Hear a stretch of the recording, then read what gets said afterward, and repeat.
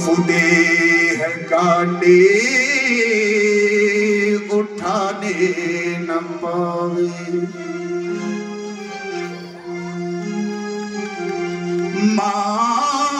मातब फुता का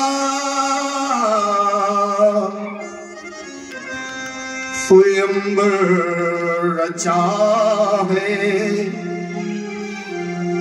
कोई बफुदे काटे उठाने न पावे। हे पृथ्वी मैया, हे मेरी कुल देवी मैया, हे मेरी माता, हमने अपने प्रण के अनुसार एक प्रण तो ले लिया, अपनी जिद में प्रण तो ले लिया, लेकिन माता मेरी तुमसे हाथ जोड़कर प्रार्थना है, हजारों सुबट वीर यहाँ पर पधारे, कोई भूमि दिल भर छोड़ाने न पावे। हे पृथ्वी मैया, ये जो सीता है ना, ये जानकी तुम्हारी पुत्री है। मेरी तुमसे प्रार्थना है, तुम इस धनुष को आकर्षण शक्ति के द्वारा, चुंबकत्व शक्ति के द्वारा खींच कर अपने आप में पकड़ लेना। कोई दिल भर भूमि से छोड़ाने न पावे, कोई तिलवर भी धनुष को हिला न पाए। हे मैया, मनुज रूप धर देव दानव व किन्नर, केवल राजा नहीं आए, मनुज रूप धर देव दानव व किन्नर, धरा पर स्वयं आज बन के पधारे। आज पता नहीं कितने मनुज रूप को बना करके देवता दानव किन्नर न जाने कितने इस सभा में बैठे। इसलिए हे पृथ्वी मैया, हे मेरी कुल माता, मेरी आपसे प्रार्थना है, ये हमारी जो जानकी है ना, सभी मिल के धनु को क्यों ना उठावे, एक साथ सभी मिलकर भी धनुष को क्यों ना उठाएं, सभी मिल के धनु को क्यों ना उठावे, बफुदे धनुर्लाज जाने न पावे। लेकिन मैया, धनुष को कोई तोड़ न पाए, इसलिए मैया, पृथ्वी मैया ने कहा, तो जनक तुम ये क्या कर रहे हो? तुमने प्रण ले लिया कि जो धनुष को तोड़ेगा उसके साथ जानकी भी आई जाएगी, अब तुम कह रहे हो कोई धनुष ना तोड़ पाए? बोले मैया, एक व्यक्ति है, कौन? जो स्वयं साधक महा शक्ति बन के आए, सो केवल वही मां इस धनु को उठाए। जो स्वयं महाशक्ति, महाराज आप तो जानती हैं, जानकी आदि शक्ति है। जब आदि पुरुष सभा में आए, धनुष के पास में आए, तो मैया सो केवल वही इस धनु को उठाए, सो केवल वही इस धनु को उठाए। मैया, मैं स्वयं चाहता हूं कि आपकी पुत्री भूमि जा, जो भूमि से उत्पन्न हुई है, भूमि जा मातु भुवनेश कोई मिले जा। भूमि जा अर्थात जो मेरी नहीं, आपकी पुत्री भूमि जा अर्थात भूमि से उत्पन्न। भूमि जा मातु भुवनेश कोई मिले जा, बिमल दास जनक मात बंदन कराव। धनुष से प्रार्थना कर रखी थी। पहले जनक जी ने देखा कि अनेक राजा आ रहे हैं, एक एक करके सारे राजा आ रहे हैं।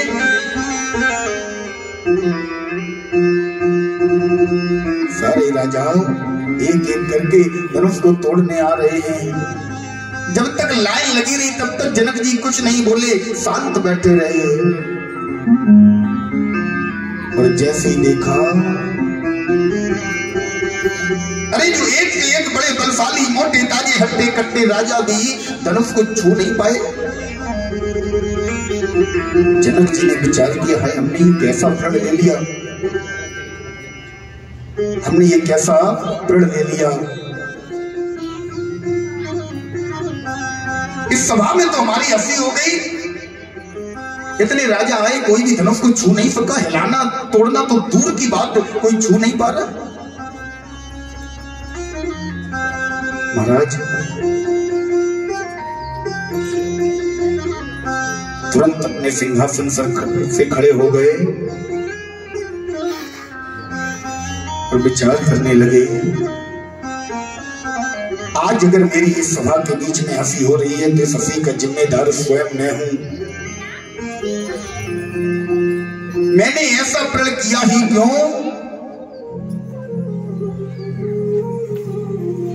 मैंने ऐसा प्रण कर ही क्यों लिया जिससे कि मेरी इस पूरी सभा में हंसी हो जाए। हम ऐसा प्रण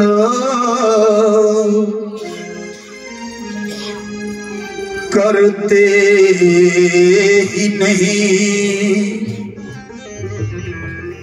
जिससे हंसी यहाँ होती।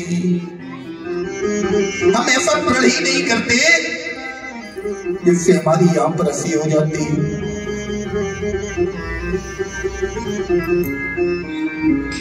आज विचार कर रहे हैं, मुझे लगता है पूरी सभा में कोई ऐसा योद्धा, कोई ऐसा बलशाली, कोई ऐसा राजा नहीं है जो धनुष को तोड़ सके। मुझे लगता है आज मेरी जानकी, हमारे प्रण के कारण मेरी जानकी कवारी रह जाएगी। मन में विचार करने लगे, आज मिथिला में डोली धरी रह गई, आज मिथिला में डोली धरी रह गई और कवारी जनक की लली रह गई। मुझे लगता है हमारी कन्या आज कवारी रह जाएगी। और जैसे ही जानकी मैया की तरफ देखा, जनक जी की आंखों से अश्रुधार बह निकली। जैसे ही जानकी मैया की तरफ देखा, बोले जानकी, एक पिता का सपना होता है मेरी बेटी, एक पिता का सपना होता है कि अपने हाथों से अपनी बेटी को पालकी में बिठाकर विदा करे। और आज मैं तेरा ऐसा अभागा पिता हूं कि मेरे प्रण की वजह से जीवन भर अपने मायके से विदा नहीं हो पाएगी। हे विधाता, तूने मुझे किस जन्म का ये मेरा प्रारब्ध उदय कर दिया कि आज मैं समर्थवान होते हुए भी, सब कुछ होते हुए भी मेरी बेटी आज मेरे सामने, मुझे ऐसा सौभाग्य प्राप्त नहीं हुआ कि मैं अपनी पुत्री के हाथ पीले कर सकता। जैसे जानकी मैया की तरफ देखा, रोने लगे जनक जी। मेरी बेटी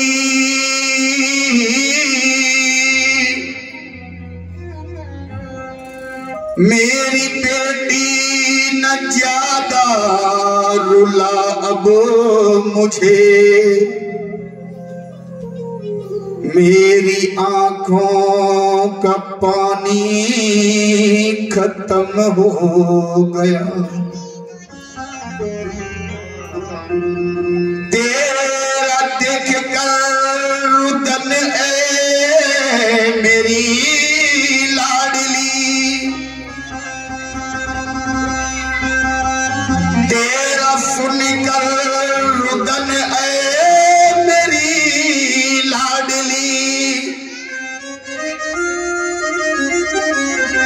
आज मेरा कलेजा भस्म हो गया, मेरी बेटी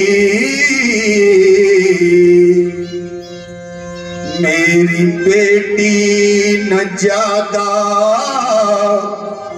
रुला अब मुझे,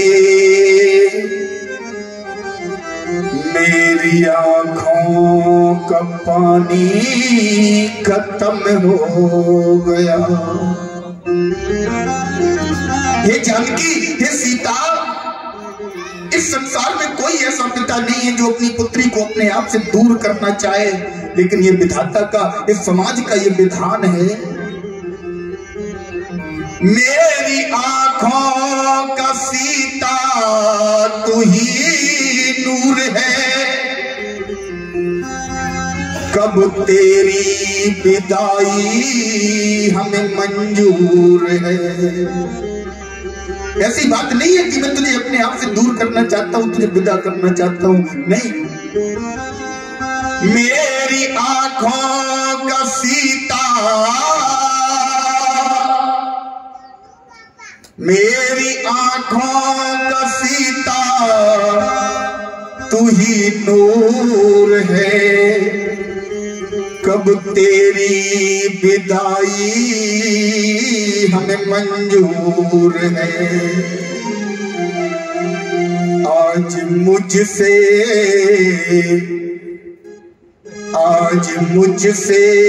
अनोखा सितम हो गया,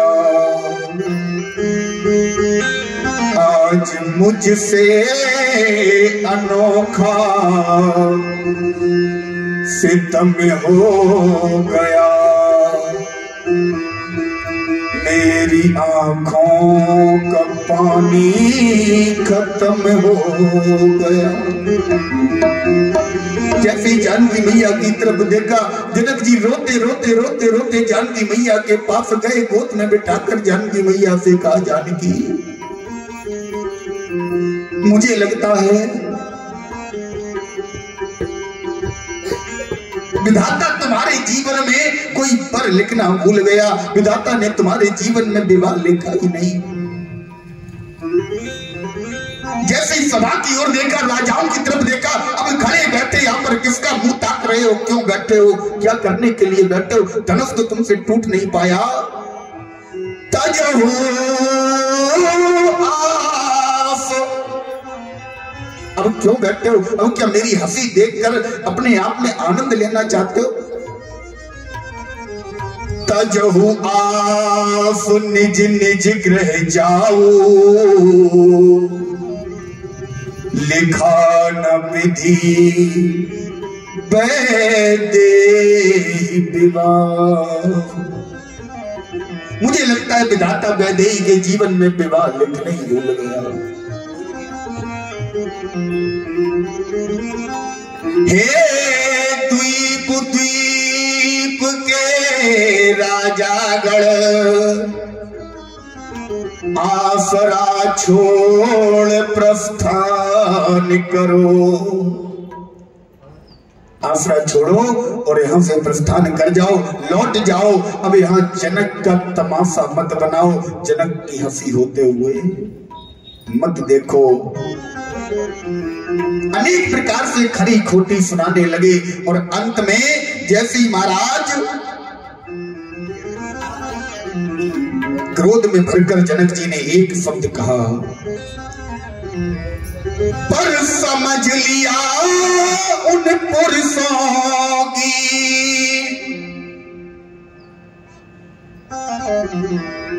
पर समझ लिया उन पुरुषों की, संतानों में तासीर नहीं। और हम खुले तौर पर कहते हैं, पृथ्वी पर कोई वीर नहीं, हम खुले पर कोई वीर नहीं, हम खुले तौर पर कहते हैं, पृथ्वी पर कोई वीर नहीं, खुले कोई वीर नहीं, पृथ्वी पर कोई वीर नहीं।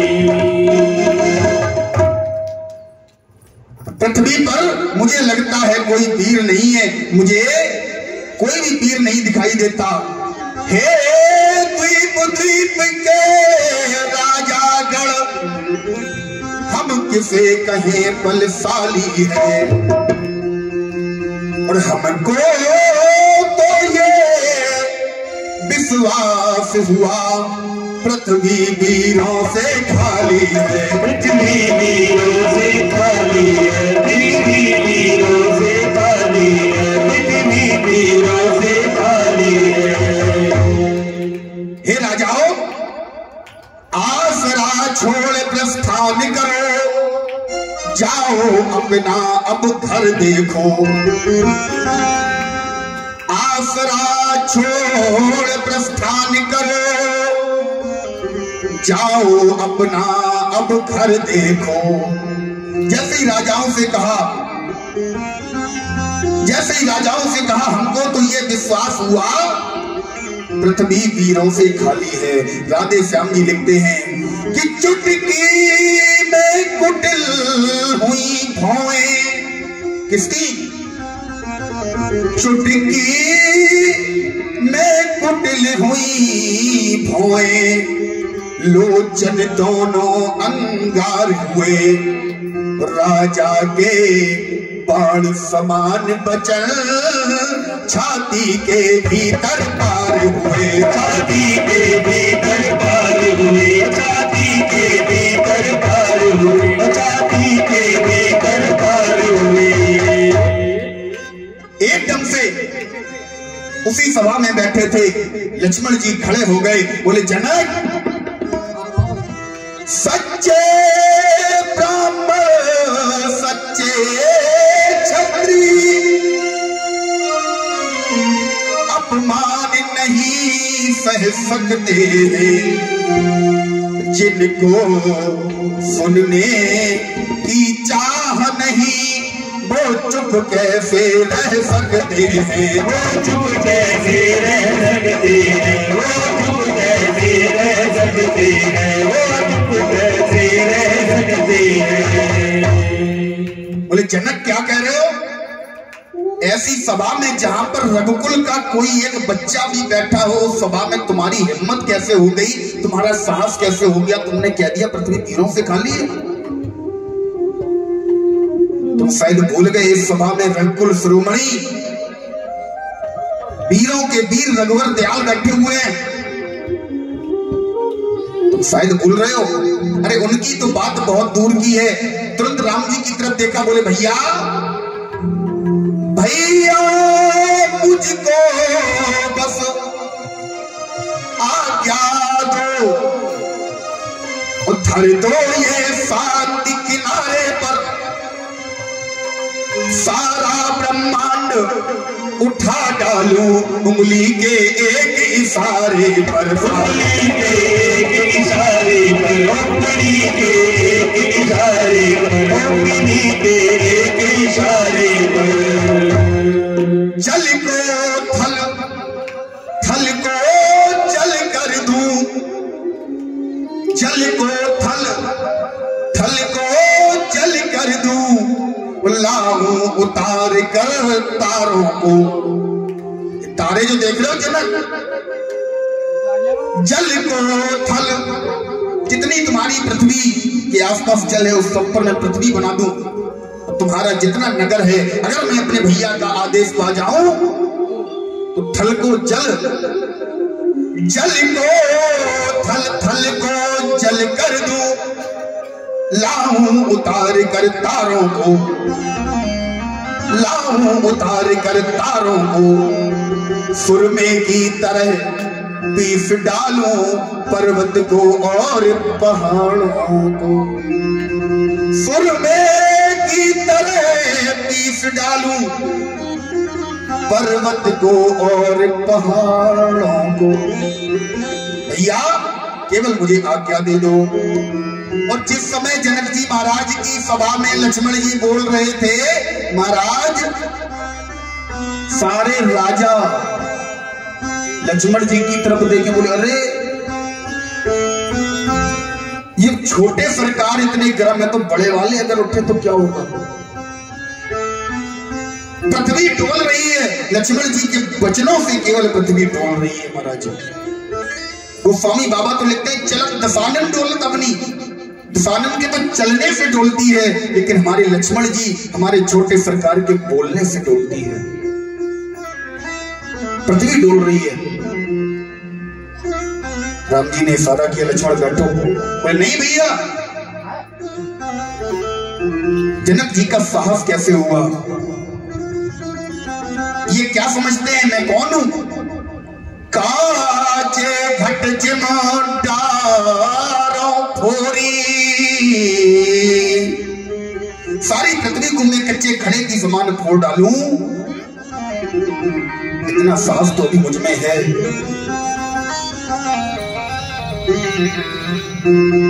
जैसे विश्वामित्र जी ने देखा, बोले हमें लगता है जनक जी अब मन में संकुचित हो रहे हैं, लक्ष्मण जी कुछ ज्यादा ही हावी हो गए। राम जी को इशारा किया, बोले राम अरे उठो राम भन जऊ भव चापा, मेटहुता तो जनक परितापा, उठाओ राम भन मेटहुता तो जनक परितापा।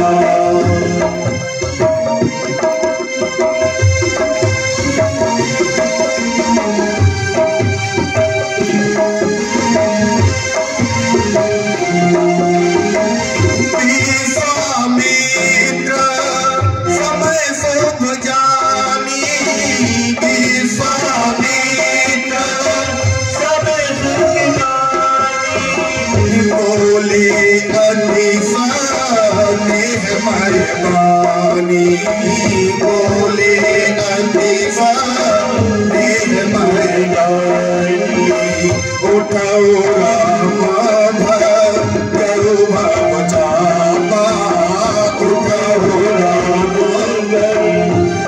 भव चापा, बेटा होता तो जनक परितापा, बेटा होता तो जनक परितापा।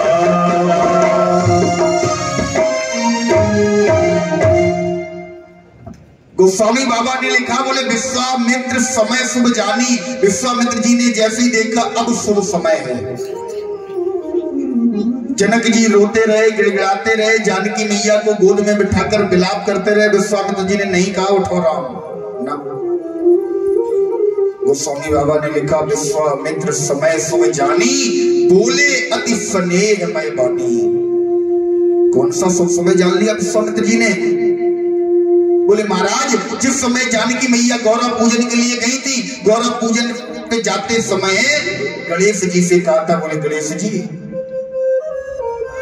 आप अपने वजन को बढ़ाकर धनुष पर बैठ जाना और तब तक बैठे रहना, तब तक जब तक मेरे पिताजी अर्थात जनक जी ये ना कह दें तजो आस निज निज ग्रह जाऊं, लिखा न विधि वैदेही विवाहु। तब तक बैठे रहना जब तक जनक जी ये ना कह दें कि अपनी अपनी आस छोड़ो और अपने अपने घर जाओ। जैसे ही विश्वामित्र जी ने सुना, जनक जी ने कह दिया तजऊ आस निज निज ग्रह जाओ, अपने अपने घर जाओ, क्यों बैठे हो गया? विश्वामित्र जी ने सोचा अब शुभ समय है। और जब जनक जी ने कह दिया तो जो राजाओं ने अपने अपने देवता बिठाए थे ना, राजाओं ने अपने अपने देवता की इसी धनुष पर बैठना, टूटने किसी से मत देना। जब जनक जी ने कह दिया तो वो राजाओं ने भी यही कहा था कि तब तक बैठे रहना जब तक ये आयोजन समाप्त ना हो जाए। जब जनक जी ने कह दिया जाओ सब अपने अपने घर, तो वो देवता भी भाग गए, गणेश जी भी चले गए। उसी समय राम जी उठे। जैसे ही राम जी उठे, हरस विषाद न कछु और झाके, सहज भाव से राम जी उठे, धनुष के पास चलकर गए। सबसे पहले क्या किया, गुरु ही प्रणाम मन ही मन की नाम। गुरु जी को मन में प्रणाम किया, मन में गुरु जी को प्रणाम करके आशीर्वाद लेके बोले महाराज गोस्वामी बाबा बड़ा सुंदर चौपाई लिखते हैं। गुरु जी का जैसे ही आशीर्वाद प्राप्त हुआ, राम जी सरकार ने दोनों हाथ धनुष पर रखे। यहां तक तो सबने देखा राम जी ने धनुष पे ऐसे हाथ रखे। लेते चढ़ावत, गोस्वामी बाबा लिखते हैं चौपाई में, बोले लेते चढ़ावत खेचत गाढ़े काहू न लखा देख सब उठाए। राम जी सरकार ने धनुष को कब उठाया? लेत, चढ़ावत और खेचत, किसी ने देख ही नहीं पाया। अच्छा एक बात ये बताओ, लेट चढ़ावत खेचत गाड़े, धनुष को लिया थोड़ी ना, धनुष को तुम उठाया, क्या खींचा? गोस्वामी बाबा लिख रहे लेट लिया नहीं, धनुष को उठाया। यहां पर लिखना चाहिए थे उठत, या क्या लिया? बोले गुरु ही प्रणाम मन ही मन की ना। गुरु जी को जब प्रणाम किया तो गुरु जी क्या देंगे? आशीर्वाद। तो राम जी ने लेत क्या लिया? आशीर्वाद। लेत चढ़ावत क्या चढ़ाया? तो राजा बैठे थे, मोटे मोटे लंबे हट्टे कट्टे, अभिमान था, हम धनुष तोड़ेंगे, नहीं तोड़ पाए। जिस समय राम जी सरकार खड़े हुए, उन राजाओं ने सोचा अरे ये बालक धनुष तोड़ेगा, और अभिमान बढ़ गया, अरे जब हम नहीं तोड़ पाए कि बालक कहां से तोड़ेगा। तो लेत चढ़ावत क्या चढ़ाया? राजाओं का अभिमान और चढ़ा दिया। खेचत, खींचा क्या? जनक जी के हृदय में विश्वामित्र जी ने कहा कि मैं तो जनक परितापा उठो राम भन जबु भवुचा। लिया क्या? गुरु जी का आशीर्वाद। चढ़ाया क्या? जो अभिमानी राजा बैठे थे उनके अभिमान को और चढ़ा दिया। और खींचा क्या? बोले जनक जी का संताप खींचा। जनक जी जानते हैं ये आदि पुरुष हैं, ये पूर्ण ब्रह्म हैं, इन्हीं के लिए तो धनुष रखा है। और महाराज जानकी मैया की तरफ जैसे ही राम जी ने देखा, जानकी मैया ने अपने पैर के अंगूठे से, जनक जी ने कह रखा था भूमि जा, हे भूमि पृथ्वी मैया, कोई तिलवर धनुष को ना छुड़ा पाए। बोले फिर छोड़ें कब? जानकी मैया ने कहा जब हम आपको इशारा करें तभी आप धनुष को छोड़ देना, जब राम जी आ जाएंगे। जानकी मैया ने जैसे ही पैर के अंगूठे से पृथ्वी मैया को इशारा किया, उसी समय गोस्वामी बाबा लिखते हैं तेई छन राम मध्य धनु तोरा, तेई छन राम तेई छन राम मध्य धनु तोरा, तेई छन राम मध्य धनु तोरा, तेई छन राम तेईशन राम मध्य धनु तोरा, तेईशन राम मध्य धनु तोरा, तेईशन राम मध्य धनु तोरा। भरे भुवन गुण घोर कठोरा, भरे भुवन गुण घोर कठोरा, तेईशन राम मध्य धनु तोरा, तेईशन राम धनु तोरा। भरे भुवन गुण घोर कठोरा, भरे भुवन गुण घोर कठोरा, तेईशन राम मध्य धनु तोरा, तेईशन राम धनु तोरा, तेईशन राम मध्य धनु तोरा, तेईशन राम धनु तोरा। भरे भुवन गुण घोर कठोरा, तेईशन छन राम मद धनु तोरा,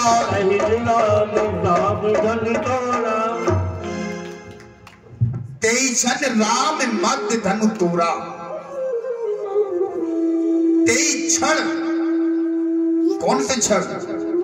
जिस क्षण राम जी ने देखा जानकी मैया ने पैर के अंगूठे से पृथ्वी मैया को इशारा कर दिया, बोले मैया आप छोड़ दो। तेही क्षण राम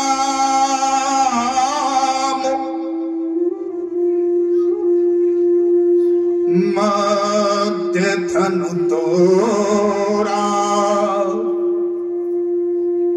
भरे भुवन घन घोर कठोरा। चारों तरफ भयंकर शब्द गुंजायमान हो गया। जैसे ही राम जी ने धनुष तोड़ा तो महाराज गोस्वामी बाबा लिखते हैं, भरे भुवन घोर कठोर रब बजी, भरे भुवन घोर कठोर रवि रवि बाज तजे मार्ग चले, चिकर दे गज डोल मई हरि लोल सागर खर भरे।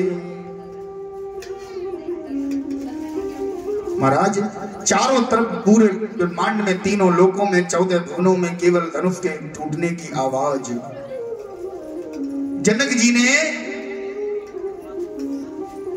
इशारा किया सखियों की तरफ, बोले देखो धनुष टूट गया, अब जितनी जल्दी हो सके जयमाल पढ़वा दो।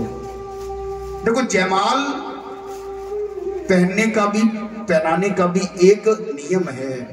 अब आजकल तो महाराज विवाह उत्सव में जयमाल कार्यक्रम नहीं है तो कुछ भी नहीं है। जयमाल किसे पहनानी चाहिए, कौन योग्य है जयमाल का? बोले राम जी सरकार ने काम किया जयमाल पहनने वाला, तब जानकी मैया ने पहनाई जयमाला। राम जी सरकार ने ऐसा धनुष तोड़ा जो कोई तोड़ ही नहीं पा रहा। तुमसे एक लाठी नहीं टूटेगी और जयमाल पहनने के लिए तुम खड़े हो जाते हो। एक लाठी तुम तोड़ नहीं पाओगे और फैशन में जयमाला 4 घंटे बर्बाद कर दोगे शादी में जयमाल के चक्कर में। जो वास्तविकता में विवाह है, जो मंत्रोच्चार से होना चाहिए, उस पर किसी का ध्यान नहीं। 4 घंटे जयमाला कार्यक्रम में, 3 घंटे खाने पीने में, फिर फोटो शूट में, पूरा समय बर्बाद। जो महाराज जो लग्न निकली है, जो लग्न बिचारी गई, उस पर कोई मतलब नहीं। फिर कहते हो महाराज, फिर आते हो हमारे पास कुंडली लेके, बोले महाराज हमारी बनती नहीं है। कैसे बनेगी, कैसे बनेगी बताओ? तुमने विवाह के तरीके से किया? तुम 4 घंटे स्टेज पर बैठे रहे, फोटो शूटिंग करवाते रहे, उस समय तुम्हारे विवाह की लग्न चल रही थी, तुमने उस लग्न में फेरे पड़वाए? वहां पर वैदिक मंत्रोच्चारण किया जाता है, वहां पर महाराज सारे देवताओं का आह्वान किया जाता है। वहां पर तुम्हारे परिवार वाले, घर वाले, रिश्तेदार दारू पी पी कर नाचते रहे, पर तुम कहते हो हमारी बन नहीं रही। कैसे बनेगी? बनेगी भी नहीं महाराज। जब तक जागृत नहीं होगे, जब तक गंभीर नहीं बनोगे। आज के समय में अदालतों में, कोर्ट में सबसे ज्यादा केस केवल पति पत्नी के पहुंच रहे हैं। कारण केवल एक ही है,